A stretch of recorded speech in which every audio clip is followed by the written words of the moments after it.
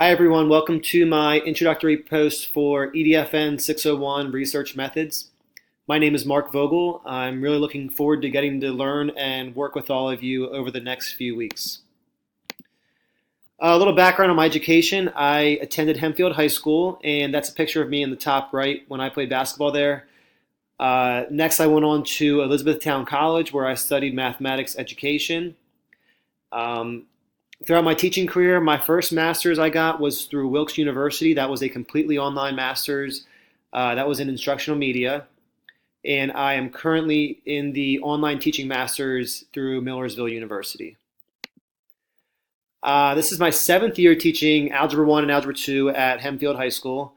So I actually have a unique experience where I teach at the high school that I graduated from, which I really enjoy doing. I know some of my coworkers, it's a little unique for them because they had me as a student, but I really enjoy it. At Hempfield, we initiated iPads one-to-one probably about 2 or 3 years ago, and so far it's been going pretty well. It's cut back on the number of copies we have to make, which is very helpful. We also do the STEM Summit run by Junior Achievement, so we run that every year in the fall. We actually just had that a couple weeks ago, and it's a great day for the students to really get hands-on learning where they can see science, technology, engineering, math, and even art in the real world. Some of my hobbies include being a Philadelphia sports fan. Last year was awesome. I'm a big Eagles fan. That's a picture of my sister and I at an Eagles game a couple years ago. We actually went to a game this year also, but I went to the parade when they won the Super Bowl this year, which was awesome.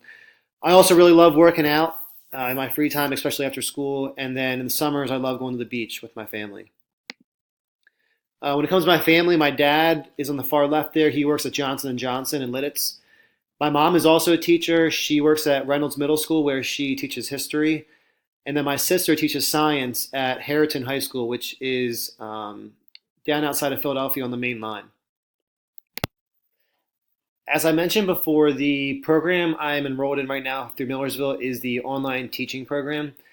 And I chose this program because more and more schools, universities they're offering online courses. And out of the 17 master's courses I've taken so far, every single one has been online. And if you would have asked me 5, 10 years ago, I never would have thought I would have taken an online course just because I'm the type of person who would prefer to be face to face, and I just like the structure of the classroom. So in the John Haiti TED Talk, which is called "Why Are So Many of Our Teachers in Schools Successful?" he mentioned a few things at the beginning that didn't quite rank as high that were important. And some of these include class size, finances at home, summer school, detracking, sleep, and diet. The common theme I kind of found from these ideas he listed, a lot of them are things that we really can't control as teachers.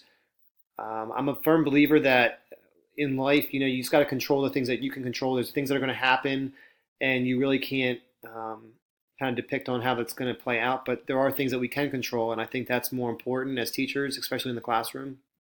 So towards the end of the video, he talked about things that were more successful in the schools that had more success, and he listed these as the power of passion and teachers' collective expertise. And the first one he mentioned was teachers working together. And I can attest to this, especially as a newer teacher. I know I'm in my seventh year, but when I first started as a first-year teacher, you're trying to make all these lessons. And at Hempfield, we had a lot of teachers who really, they gave us a lot of materials. So you kind of get off on the ground running and using their stuff, and you kind of share ideas that work, ideas that don't work. And this is really how you can make your classroom environment and just the activities you do more successful and more enjoyable for the students. Second thing he mentioned was showing students what success looks like.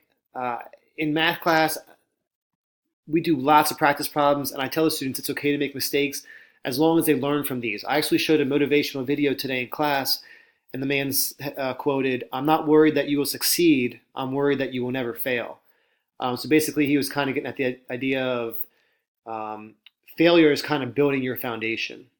And the third and final point I listed here was the Goldilocks principle, where we set the bar where we can challenge our students, but it's not that it's too low and it won't be challenging for them. So we're kind of getting them all to work to their potential. I appreciate you watching my video, and I'm looking forward to learning with you all throughout this course.